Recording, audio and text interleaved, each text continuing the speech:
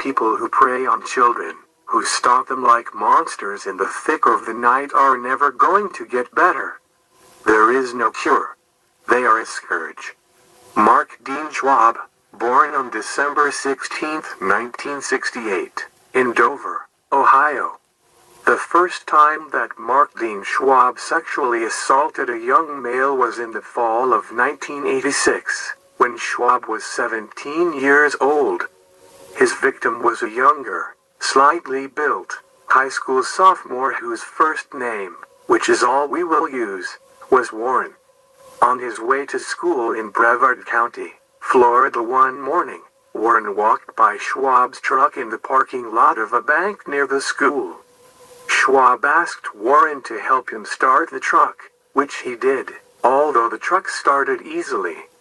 Warren then made the mistake of accepting Schwab's offer of a ride to school. As soon as Schwab drove the truck out of the parking lot, he grabbed Warren's hair, pulled Warren's head into his lap, and put a knife against his throat. Schwab drove the truck down some winding dirt roads and eventually parked it so that a tree blocked the passenger door. With Warren trapped inside the truck, Schwab ordered him to remove his shorts. He then began to masturbate Warren. After a few minutes he ordered Warren to masturbate himself and he performed oral sex on Warren. Schwab's assault on Warren lasted 30 to 45 minutes.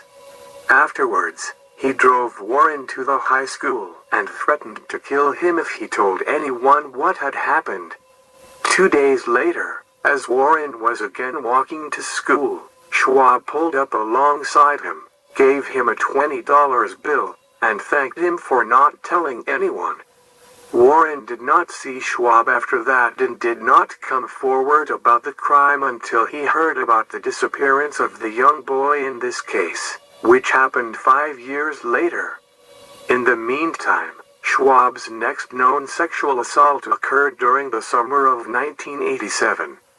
This time his victim, first named Dan, was a 13-year-old boy.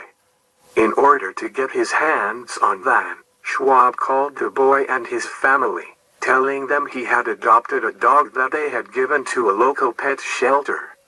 He said that he needed their advice about how to care for the dog.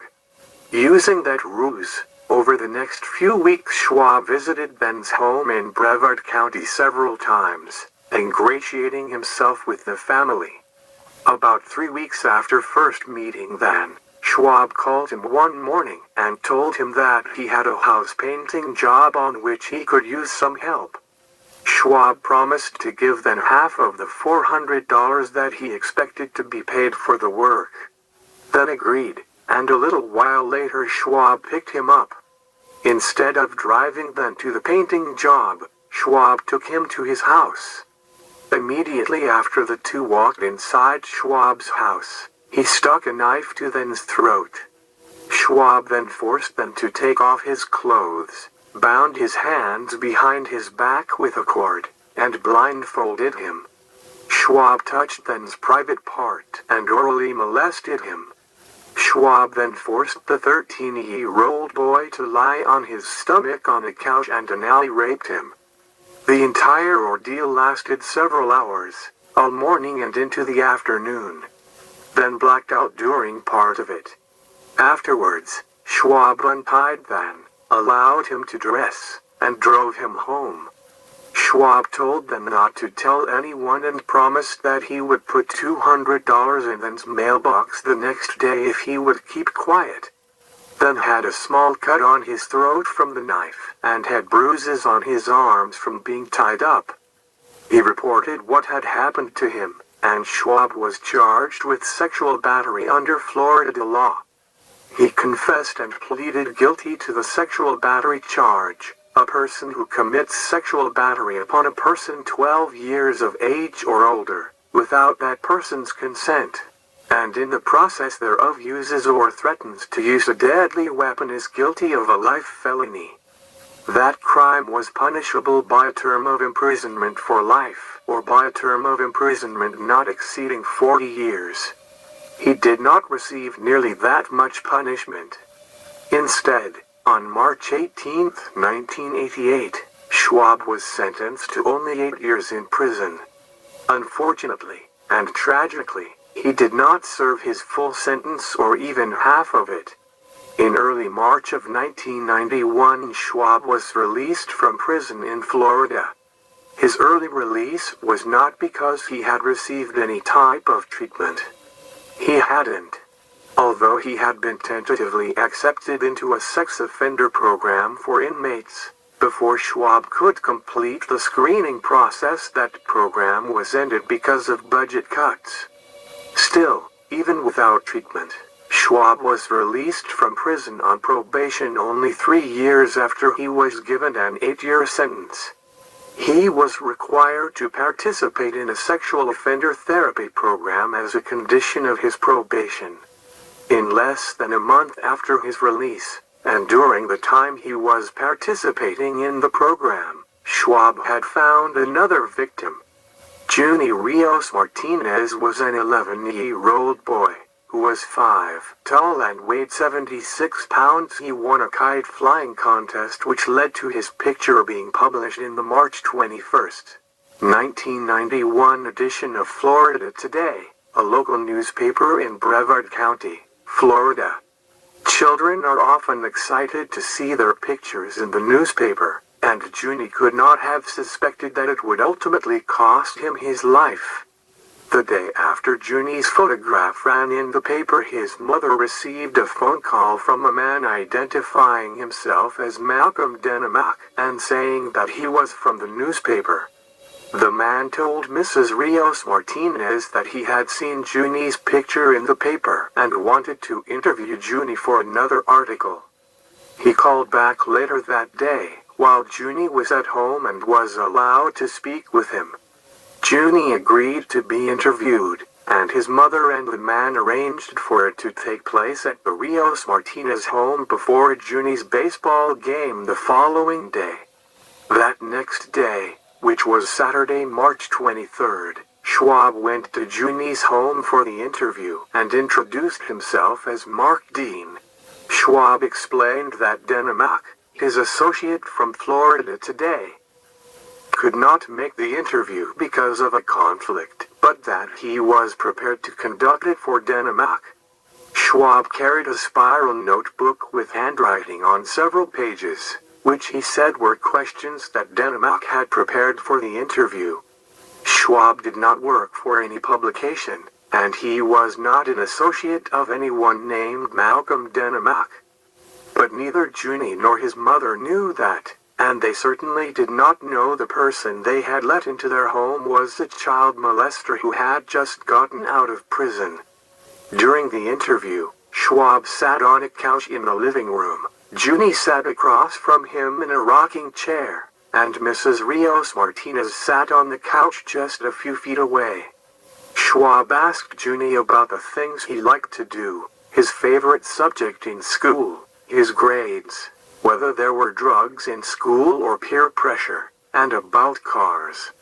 Junny showed Schwab his baseball and surfing trophies, and Schwab told Mrs. Rios-Martinez, "You must be very proud of him." He gave Junny a gift certificate to McDonald's on which was written to Junny, from Florida Today. After the interview was over, Schwab told Mrs. Rios-Martinez that he would like to interview Junny again for another, potentially national, story, and that Junny should attend a photo shoot for the story at Florida Today's offices the next Monday. Mrs. Rios-Martinez agreed and told Schwab that he could also take photos of Junny playing drums at a club where his father worked on Sundays. Schwab asked Mrs. Rios-Martinez if he could go with them to Junny's baseball game that evening, telling her that he wanted to see Junny playing and get to know him and his family better. Mrs. Rios-Martinez consented to that, and Schwab spent a half hour at Junny's baseball game that night. Schwab did not show up at the club to take photographs of Junny on the next Sunday. He called Mrs. Rios-Martinez that night and told her his deadline on the story had been extended and the photo shoot cancelled. The next day, Schwab called again. This time he told Mrs. Rios-Martinez that he would no longer be involved with the article for Florida Today, because he had taken a new position with a surfing magazine. In this way, Schwab began to exploit the information he had gained about Junny's interest in surfing during his visit to their home. 2 days later, Mrs. Rios-Martinez and her husband received a letter from Schwab. In it he told them that their family was a special one, unlike any other he had ever met, and that he could tell all of the family members loved each other very much. The following Sunday, which was Easter, Schwab personally delivered an Easter card to the Rios-Martinez family. Mrs. Rios-Martinez was at home alone. She and Schwab discussed the letter he had sent her and her husband. She told Schwab that it had affected deeply, emotionally, and that was very affected by and very moved by what he had written about family. They also discussed the new job Schwab claimed to have. He told Mrs. Rios-Martinez that he had gained a lot of contacts with surfing companies, and that he would like to help Junny get sponsored by one of them. He asked her to write up a resume for Junny, and to get together some pictures of him that Schwab could take to his contacts. She did. 3 days later, Schwab told Mrs. Rios-Martinez that a surfing company was interested in sponsoring Junny. Later in the week, she put together more pictures of Junny, and Schwab came by the house and picked them up. He then told Mrs. Rios-Martinez that he wanted to take Junny to Daytona Beach to meet people from the surfing company over the weekend. That did not happen because the family was not able to make the necessary arrangements. The following week, Schwab dropped by the Rios-Martinez household and told them that a surfing company, which he named, had agreed to sponsor Junny. He brought Junny a t-shirt with the company's logo. Schwab told Junny that he could have whatever surfboard he wanted and that he could even design it himself. He said that the company also would provide Junny with surfing clothes. Over the next several days, Schwab visited the family several times. He worked with Junny on designing his surfboard and clothes. He told Mrs. Rios-Martinez that he had met with the president of the surfing company, and he had delivered to Mrs. Rios-Martinez forged documents, purporting to be a sponsorship letter and contracts. Schwab provided the family with a list of the surfing tournaments that he claimed Junny would participate in. During one of his visits with them, Schwab again asked Junny's parents if he could take Junny to Daytona Beach to meet with the surfing company. They agreed. Schwab told them that he would pick Junny up at 10 a.m. on Sunday, April 14th, 1991. That morning, however, he called and canceled the trip. Mr. and Mrs. Rios-Martinez did not hear from Schwab again. Their son did.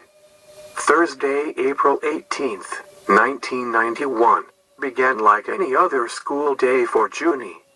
At about 7 a.m., he left home for his 6th grade class at Clar Lake Middle School in Brevard County. He may have been anxious about the baseball game he was going to play that evening. At about 2:15 p.m. that day, a bookkeeper at Junny's school received a phone call from a man purporting to be his father. The man told her to deliver a message to Junny. "I'd like for him not to go home on the bus. I would like for him to meet me at the ball field."